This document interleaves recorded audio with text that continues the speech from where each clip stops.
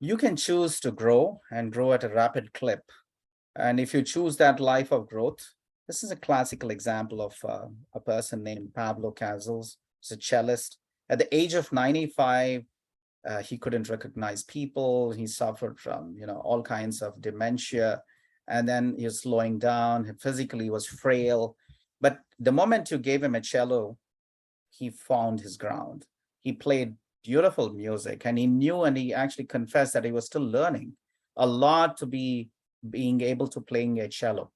And that's the kind of passion you have. You find your ground. And if you found a couple of areas where you really enjoy what you do, even at the age of 95, you're really there. There's no stopping you. Your physical body might give up, but mentally you're strong, intellectually you're contributing, you're thinking, you're capable, you're skilled, and you can create magic even at the age of 95, like how Pablo Casals, the moment he was on that musical instrument, he made magic happen. So growth is not automatic, as I was discussing, about a young climber climbing for the first time, even after, say, tons of training. It's going to be uphill. It's going to be challenging. Reality is different from training. Reality is different, definitely different from university. But what happens in the process that you're going through those challenging times is that your mind gets stretched. And that's the best part. Once your ability to think outside the box, once your ability to believe in your own skill sets, in your own competences, that gets stretched. Once your imagination gets stretched, once your thought process that bigger things can be achieved, that kind of stretch happens, you're not going to go back to limited ways of thinking, narrow ways of thinking. You're not going to settle for something that's less than the best, because you already stretched your mind to think big, to have a bigger vision, and also the sense of assurance, the confidence that you carry. Everything has grown manifold. And that's what is the meaning of the term, have your mind stretched. And of course, you understand it's your own responsibility to do that. Who will make you believe in yourself? Who will actually invest in improving your skills and competences? Who will give you the motivation to continue in a challenging situation? It's your responsibility. You cannot wait for someone to motivate you. You cannot expect others to invest in improving your skill sets. You have to do that. Time, effort has to be your side. And that's your responsibility. And your future is definitely in your hands in that process. You control your destiny because you've been honest. You continue to work. You know that there is so much more to learn.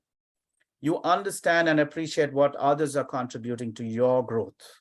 You appreciate that every perspective from people around you is equally important, that you have an opportunity to learn from a 5-year-old as much as you can learn from a 95-year-old, that you can learn from your team members, those that you lead. They also can teach you. I learn a lot from my students. So growth is definitely automatic, is not automatic. It is deliberate. It's your own responsibility. It's for you to stretch your mind, to invest in your skill sets. You will definitely grow. Self-development and not self-fulfillment. If you say, hey, I'm satisfied with what I've done, I don't continue to contribute, I don't continue to explore opportunities to learn, I think you're as good as dead. So if you say, hey, every day is an opportunity to know more, to learn more, to see what I can do better than what I've been doing in the past, I think that's growth mantra, even if it's incremental. When I say you have to learn every single day, it's not like you have to learn to be a completely different person every single day. Even if it's small little things that you learn every single day, that's what is self-development. I changed my perspective. I'm working on my negative attitudes. I identified problem feelings. One problem feeling, in a month. When I have a New Year's resolution, I'll change my perspective of things that I feel are not really contributing to my overall growth. You can do that, and that's self-development. Tomorrow's success, and it's not about tomorrow's success as much as it is today's process, today's success. There's nothing like you have arrived at a particular destination. It's just a lifelong journey. It's like a stream. It starts off small and it gains momentum and it becomes a mighty roaring river before it heads and meets the oceans. So that's your life. We all start small, and life experiences, we gain that momentum. We learn from everything around us. We learn from life experiences. We grow, we contribute. And like a stream, like a river, we contribute to others. We generate that kind of life sources for others. And in that process, we never arrive at a destination. We just flow. Life is a beautiful organic journey. And if you realize that, then you can convert even the not so great experiences into stuff that are, informative, that are actually giving you learning opportunities. So you have to be a continual learner. You have to stay ahead of the game and don't waste your years. There are stuff that you cannot control.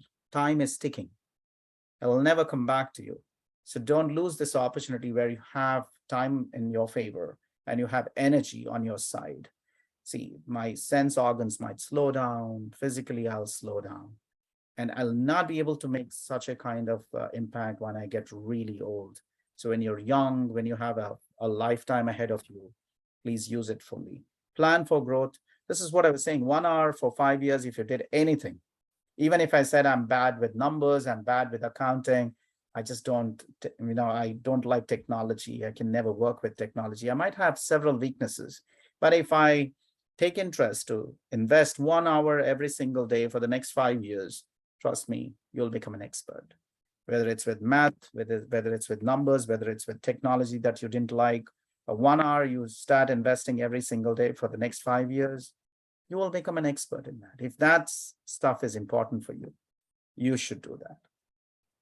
See, we know the price of everything that we have, the point number 7 here. We know the price of everything that we actually pay in terms of dollars, but do we really know the value of what we're paying for? So if that's what I was telling you earlier, if you chose to do the MBA program and if you want a career in management, you know the price that you're paying for every credit that you've registered. But do you know the value of what you're paying for? If you do, then you will make every second count. Then you'll make every learning opportunity count for you. You will give it your best. You will try your best. You will learn every single day. It's not like you will deliberate, should I go to the university or not? Should I be attentive? Should I not be distracted? Those things will become natural habits for you because you know the value of your own time as much as you appreciate the value of others' time. And you know this is something that's limited and it's not going to come back to you. Now, if you just know the price, your growth is perhaps only limited. There's a lot of unfulfilled potential ahead of you. But if you know the value of what you're paying for, then your growth is unlimited. And you will definitely realize the full potential that you're capable of realizing. I've seen people who are like 66 years, my colleagues, for example, they're still, investing, doing free certificate courses on LinkedIn Learning. They go on Udemy, they even pay for courses, and they're retooling themselves. They learn new technologies, not for anything. They're not looking for a title or a promotion. They want to say, hey, we want to learn stuff that we feel our students require to listen in classes. They're retooling and learning technologies because they want to add value to students. At the age of 66, that's phenomenal. And they're not looking for a title, they're not looking for money, they're not looking for fame, but they're looking for fulfillment every single day. And because they understand the price that you guys are paying, they value the price that you're paying, they really want to do a good job in class. So to me, I can even pull examples from my own colleagues, like just now that I shared. Learning must lead to action. See, we all attend classes. Has that actually transformed the way you think? Has it given you a set of skills that you can start using at your workplace? Did it change your approach to people, to your team? Does it make a substantial difference to your department, to your business, to your family life? So I think that should be the way you look at learning process. Learning itself is defined as a permanent change in behavior. If I teach and talk so much and I don't practice any of it in my own personal life, that's no learning at all.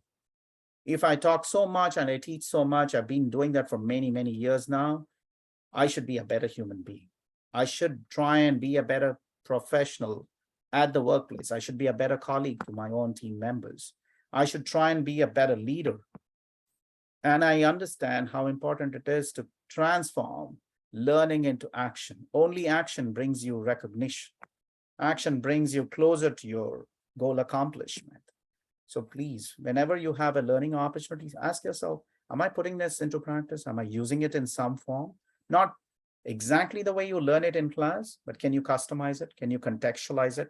Can you think about a situation and say, hey, this makes sense. I took something in marketing, I took something in finance, I took something in operations, I took something in busy 610 class, a zero credit course. Can I not use them to address this situation better? There's a people element to the problem. There's a technology element to the problem. There is a finance accounting element to the problem. There's some logistics supply chain element to the problem.